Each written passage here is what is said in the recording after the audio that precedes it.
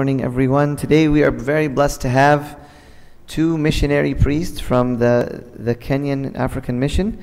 So we want to give them our attention this morning. Father Mina is from Nairobi, is going to give us the sermon.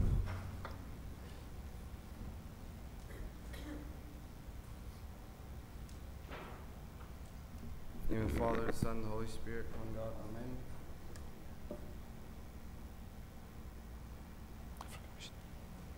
So today's gospel and today's miracle is one that's very well known to us. I know that growing up as children, we always used to pray for the Lord to bless our food as He did the 5 loaves and 2 fish, right?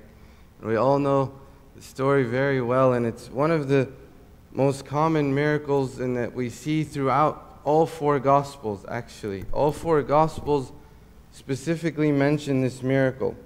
And when we look at this miracle, there's some things that have to be pointed out very clearly about Christ Himself. Very clearly about Christ Himself and who Christ was. First, we see that Christ was compassionate. Christ was compassionate and loving, and He cared for the needs of the people.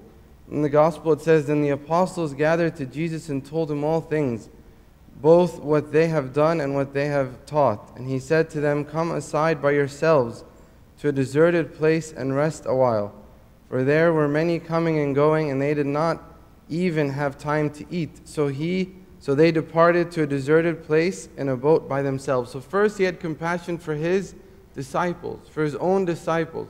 He knew the work that they were doing. He knew how tired they had to be. He knew that they haven't even eaten a bite yet. So He said, "Come, let's go take a retreat together. Let's go take some time away together from all of the crowd and all of the noise and all of the people so that we can continue to do our service and do our work." So He had compassion on His disciples first and foremost. We see His love for them.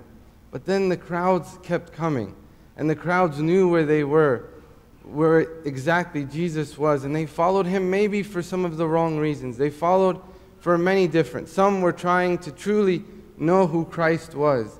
Others were trying to trip Him up on His words. Others were there just for the sake of the free food. There's a guy who's giving out free food. Let's go follow him. Let's see what he has to offer. And He knew all of that. And He understood all of that. But yet, what does He do? What does He do when they come to Him? What does He do? He has compassion on them. It says, "But the multitude saw them departing, and many knew Him, and ran there on foot from all cities. They arrived before them and came together to Him, and Jesus, when He came out, saw a great multitude and was moved with compassion for them, because they were like sheep, not having a shepherd. So He began to teach them many things." The Lord said, "You know what? I know my children, my disciples, I know that you're tired. I know that you have had long days and that you have been doing great works and great miracles through my name.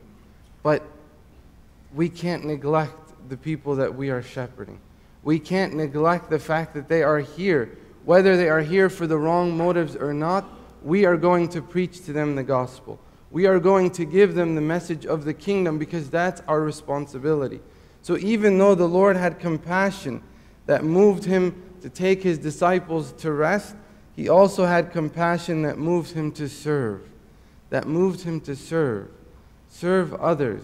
Christ's whole life was about serving others, was about washing the feet of others, was about putting Himself second, third, last to everyone else, making sure that everyone else's needs were taken care of before His, to the point that He left this world with nothing on His body, completely naked on the cross, left with just a strap around Him.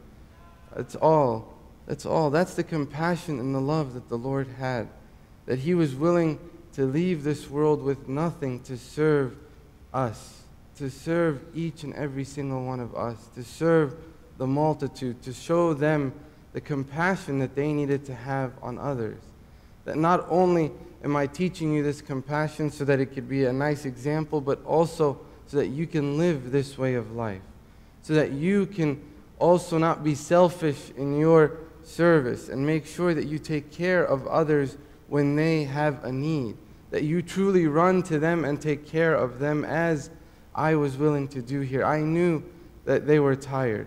I knew that they had long days, and I knew that they were very exhausted from their great ministry, but I also knew that the multitude needed to be fed. That the multitude needed to be fed, and that's what we need to do. I want you as my children to go out and feed the multitude.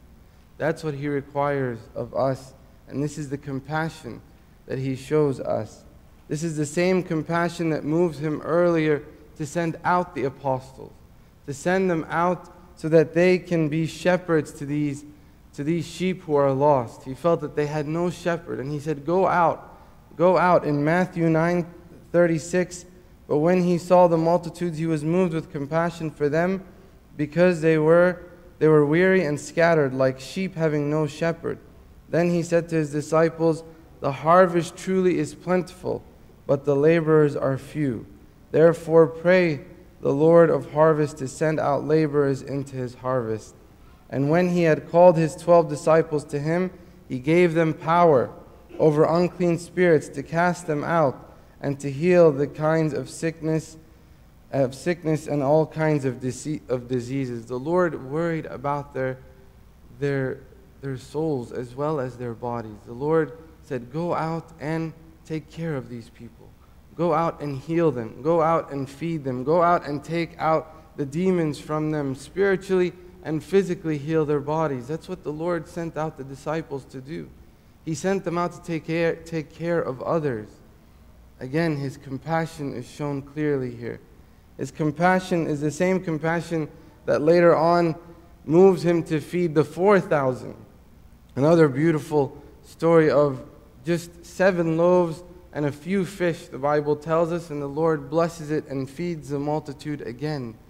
This is the same compassion that qualifies Him to be our great high priest. As it says in Hebrews 4:14-16, seeing then that we have a great high priest who has passed through the heavens, Jesus the Son of God, let us hold fast our confession.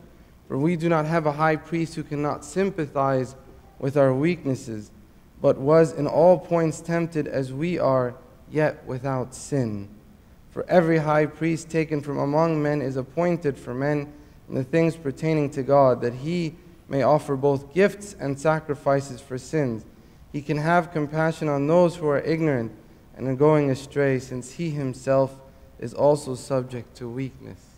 The Lord knew our weaknesses, and so it qualifies Him to be our great high priest. He knew exactly what we are struggling with. He knows exactly what this world is trying to trip us with, what we lack and what we need, because He went through this world Himself. He never sat up there on His throne and never joined us down here, but He came through this world and felt exactly what these multitudes were feeling. He felt hunger. He felt pain. He felt tiredness. He felt sorrow. He felt all of these things. And that's what qualifies Him to be the great high priest, because of His compassion.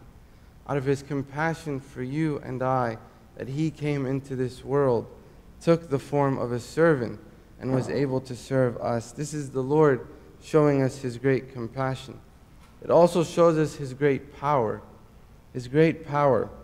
He fed 5,000 men, which is estimated to be about 10 to 15,000 people were there at least that were going to be fed. And He fed them with what? 5 loaves and 2 fish. 5 loaves and 2 fish. And this is the power that He gave to His disciples. In Mark 6:13 He says, and they cast out many demons and anointed with oil many who were sick and healed them. That's the same power that He gave His disciples. The same power that helped Him multiply, that made Him multiply the fish, is the same power that He gave to His disciples, that He passed on to His disciples to go out and to heal the sick, to take care of those who are in need, to take out demons. And that's the same power that He gives us. That's the same power that He gives us through the Holy Spirit. It's the same power that raised the dead and healed the sick. As we said, it's the same power that comes when the apron of St. Paul is able to, the apron of St. Paul and the shadow of Peter could heal the sick and remove the demons. That's the same power that we have. It's the same power that he gives us. In Ephesians 3:20 it says, "Now to him who is able to do exceedingly abundant above all that we ask or think, according to the power that works in us." This is the power that he gives us. This is the strength that he gives us to be able to go out and do his work. So when he sends us out, he doesn't send us empty, but he sends us with great power and great authority, as we see his disciples have. And he says, go and serve. Go and be able to do my work. And this is the power that he gives us. He says, here's my power. Go and serve others. Go and do unto others as I do unto you. This is what I require of you. This is what I want you to do.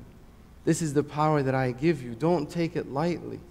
Don't take it lightly that you have this great gift and this great power to be able to go out and to touch others in this way, to heal others in a spiritual way, that the Lord is working through you.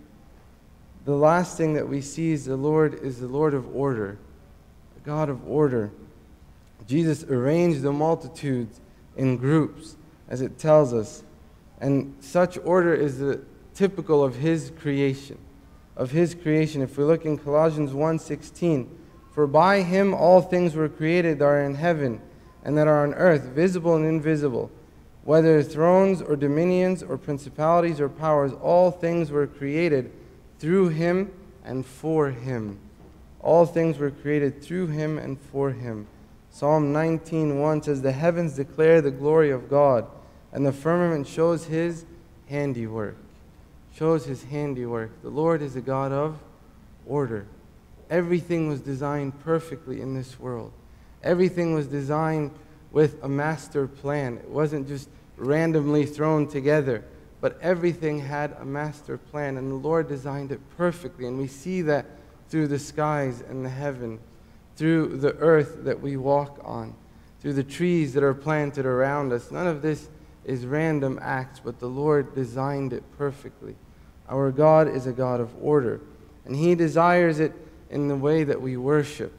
He desires it in the way that we worship. In Exodus 25:1 and 2, 8 and 9, he says, "And let them make me a sanctuary, that I may dwell among them, according to all that I show you, after the pattern of the tabernacle, and the pattern of all instruments. Therefore even so shall you make it." The Lord was specific in the way that we worship, the way that our church is set up here, the way that we have order in the church. This is all to glorify God. This is all given to us by the Lord himself. By the Lord himself, because he is a God of order. He doesn't like chaos. He likes order. He likes for his children to have order in their life, for his children to put order in their life, to have a plan.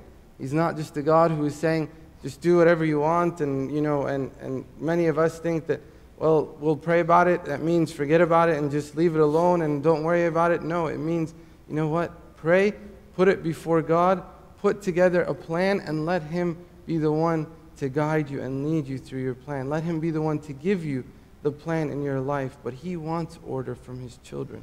And we see that in the way that we worship and in the way that we worship in our churches. God is not a God of chaos, but a God of order. In 1 Corinthians 14:30 and 40, "For God is not the author of confusion, but of peace, as in all the churches of the saints. Let all the things be done decently and in order." Let all things be done decently and in order. This reveals the carefulness of our Lord. He was careful in creating everything. He was careful in the way that he wanted us to worship, and he is careful about our salvation as well. The Lord shows us today his compassion, shows us his power, and shows us his order, so that we can have that same compassion in our hearts, so that we can have that same power and go out and bring others to the gospel, so that others can see this order in my life. My life is not chaotic, and my life doesn't just kind of, like the world is today, a chaotic world that has no plan and no way of going. But the Lord is saying, I want order in your life. I want order in your life. God is saying, I want to put that order in your life. So today, let us look at God's compassion, God's power, and God's order, and be moved by this and say, Lord, put that same compassion, put that same power, put that same order in my life. And glory be to God forever and ever. Amen. Blessed are they